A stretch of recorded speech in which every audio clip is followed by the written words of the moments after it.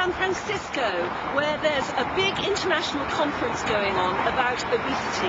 Now, neither you nor I might like the word obesity, but it is a problem facing the Western world at the moment in epidemic proportions, and they've got to figure out what to do about it. So here is where all of the big brains who really know their stuff about obesity are meeting.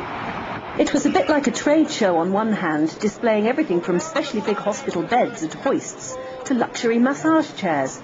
But there were also serious medical lectures and opinions, like this from an Australian expert we'll hear more from later.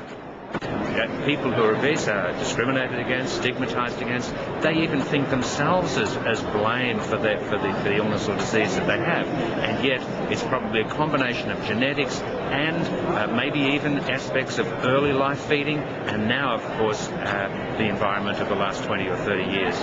One doctor reported how he treated a group of obese children in Brazil. He said they were so debilitated by their weight that their quality of life was the same as children undergoing chemotherapy for cancer. I've just come out of two presentations just in there now.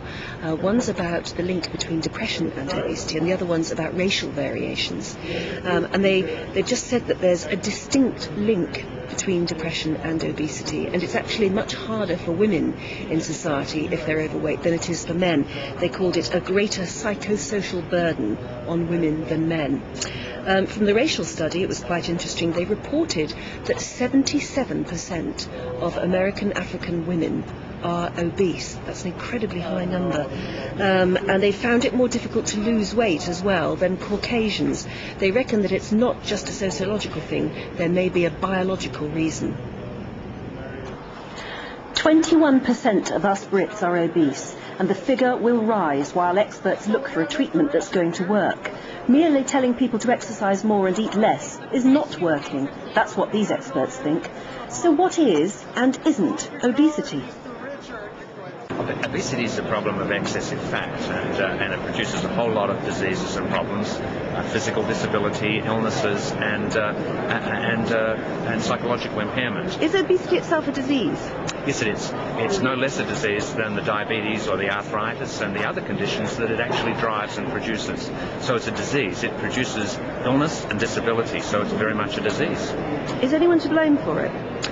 No, I think if anyone's to blame for it, it's our modern society. It's the way we eat, it's the way we move, it's the way we function. Unfortunately, those that have developed obesity in our community are the victims of our general society, our current environment. It's a poisonous environment for some of us that have some people who have the genetics to put on weight. So are you saying it's a matter of luck as to whether me or my next door neighbour develops obesity? Absolutely. I think it's more related to your predisposition to obesity through the genes, through what your parents gave you.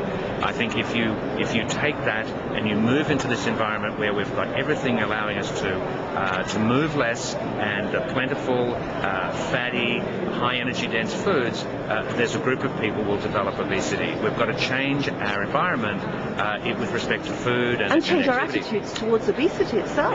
Change our attitudes towards obesity, absolutely. People who are obese are discriminated against, stigmatised against. They even think themselves as blamed for the illness or disease that they have. And yet it's probably a combination of genetics and maybe even aspects of early life feeding, and now, of course, the environment of the last 20 or 30 years. These people should stand up and demand better treatment. They should demand respect. They're the victims of the modern society. They're not people who have induced this themselves. I've never seen anyone decide, oh, I'm going to become obese. No, but it's thought that they're obese because they're lazy. They've got bad habits. They're not lazy. They've let themselves go. They speak to themselves. What they are is particularly hungry. They don't have the switch off that some of us have after a meal.